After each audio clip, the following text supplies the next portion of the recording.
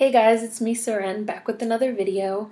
It's Monday, so I haven't seen you guys since last week. Hopefully everyone had a great, long weekend if you had a long weekend, short weekend if you had a short weekend, work if you had to work, being off if you were off. As I'm sure you guys have all heard, there were tons and tons of protests, all across the country and, even globally in London and Toronto and West Africa and in Australia. So if you were out there protesting, hopefully you stayed safe and, you weren't hurt. No one you knew was hurt and everything went, as planned. And I'm back with some more videos for you guys. I have been getting some requests to make videos on both Tamir Rice and Akai Gurley, and hopefully I can get those videos out for you this week. I am planning on making videos about those two police shootings, as I'm sure you guys have heard of both of them by now, especially the Tamir Rice shooting. But this video is going to be about the St. Louis Rams football team and their protest. So yesterday, Sunday, they had a game. They played against the Oakland Raiders. They ended up winning. It was a blowout. The score was like 52-0. And 5 of the players, I'll post links so you guys can, read up on it and read their names and stuff. 5 of the players, black players, when they ran out on the fields, they came out together. They didn't run out, they walked out, and they came out with their hands up, doing the, the hands up, don't shoot motion gesture, which has been, really made famous and infamous by Ferguson. Hands up, don't shoot is the mantra, it's the message. So these 5 athletes came out with their hands up, don't shoot, and then again at another point in the game, after scoring, 2 of them, they did it again, at each other. And Rams fans, not all of them, but as you can guess, a lot of them, a lot of white Rams fans are completely incensed. They are pissed. And I love it. I love it. You guys know me. I love it. Anything that makes, racists mad, I'm here for. But these white people are incensed. They're incensed. Immediately after they did it, a backlash started. People went onto the official Rams Instagram page, and they're leaving these nasty comments, and they're on the Facebook page, and they're leaving these nasty comments. What the hell? What are you doing? This is bad. It's inflammatory. It's this. It's that. And the St. Louis Police Officers Association, which is headed up by racist-ass Jeff Florida, who you can Google his ass, they released a statement. They released an official statement. And I'll read some of it to you.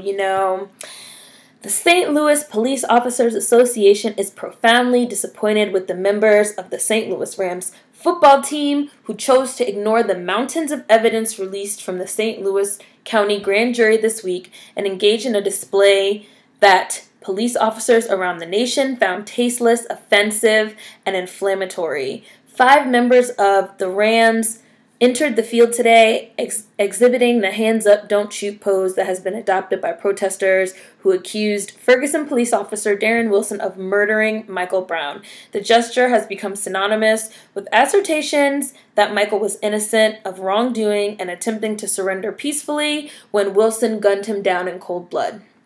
And they go on to say more about how it was inflammatory, and it was race baiting, and it was this, and it was that. And they want, the St. Louis Police Officers Association, they want these 5 players to be suspended and fined. They're pushing, for punishment of these 5 players. And I have a couple things that I want to say about that. A few things that I think.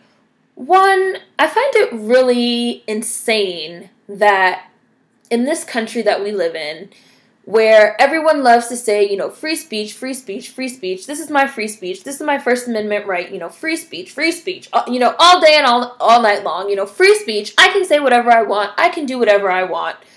That these 5 players, they chose to express their opinions, how they feel. 5 black players, black children, black mothers, fathers, sisters, brothers, they chose to express how they felt. They are celebrities, they are professional athletes, and they are on a national stage, and they chose to express their opinion. They didn't break any laws.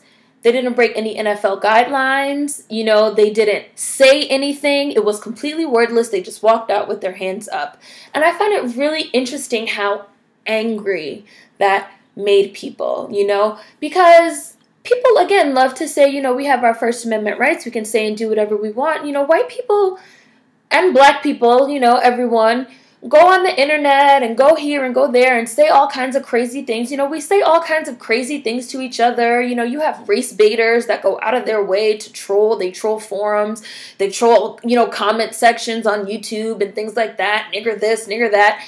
And when you say, well, listen, like, don't say that, they say, oh, my freedom of speech. My freedom of speech. I can say whatever I want. But then these same people are furious and incensed when, you know, black celebrities, you know, and these black athletes use their platform to express themselves. And the fact that they're calling for them to be suspended and fined, they play football. They play a game. They play a child's game. What they did has literally nothing to do with the game that they played. They won. Fine and suspend them for what? Just because you don't like what they said? I don't like what a lot of people say. That doesn't mean that, you know, I have the right to go out and try to get them, you know, fined and suspended. You know, there are people on Tumblr right now that are doxing. They're doxing racists. You know, they're getting them fired from their jobs and things like that.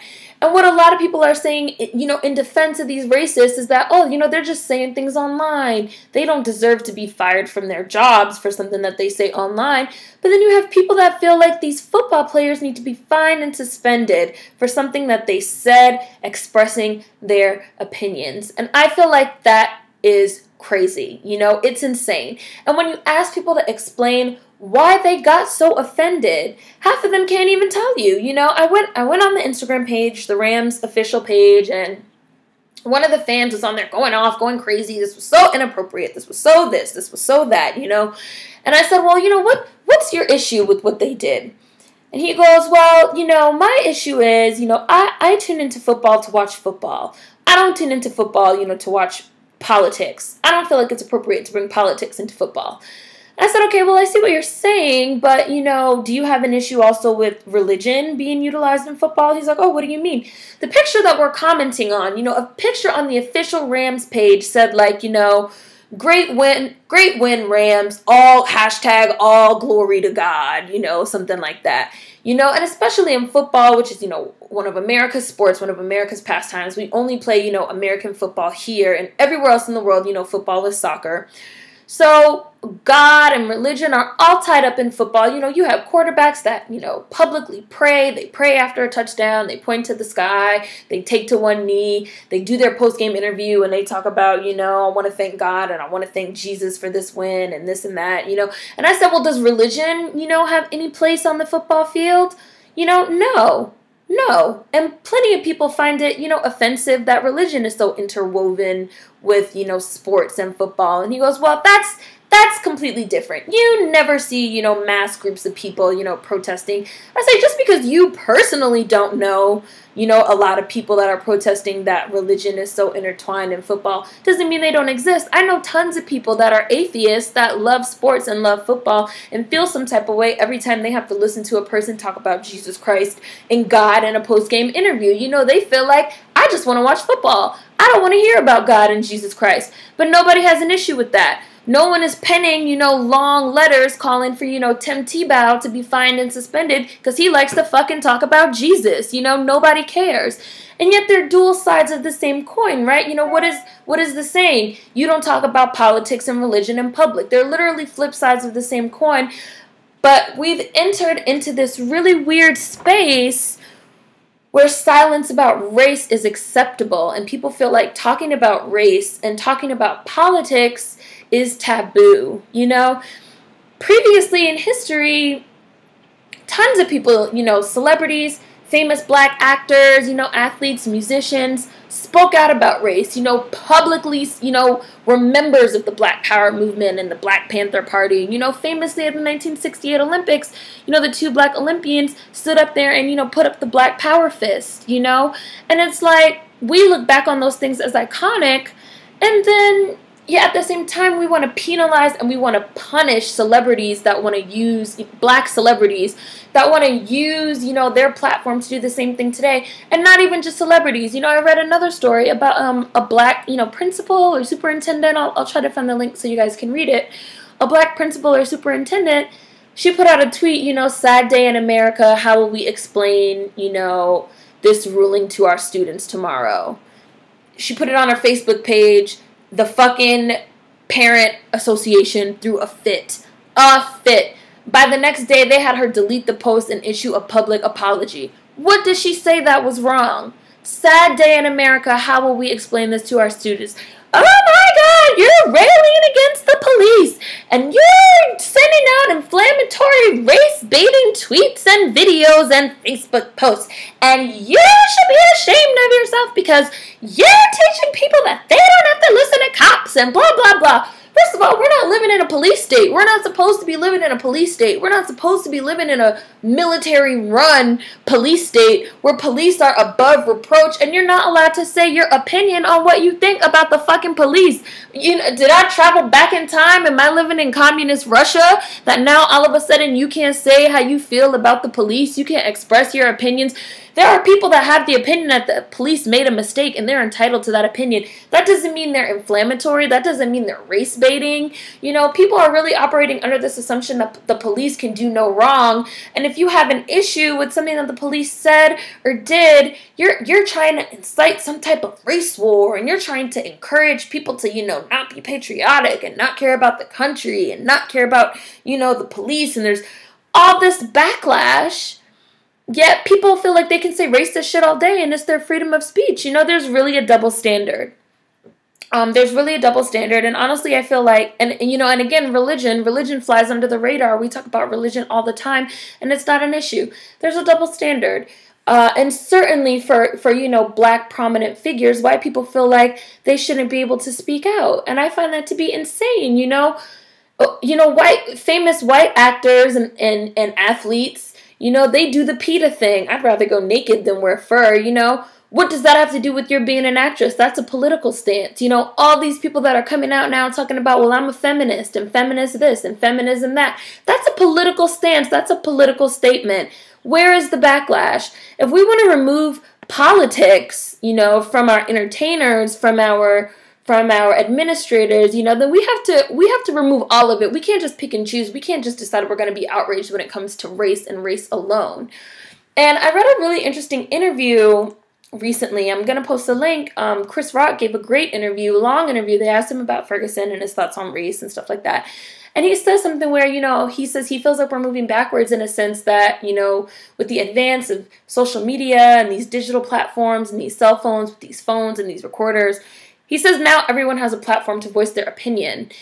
And what that ends up doing is you can silence people, you know? And that was what I saw on Instagram. You know, I see a bunch of people that all feel the same way, circle jerking basically into the comments section and making each other believe that, you know, this is the way that everybody feels, you know? Everybody agrees with me. And then when you have someone like me that comes in and says, well, no, not everyone feels this way. You know, some people don't have an issue with, you know, what they did, but some people have an issue with religion and politics.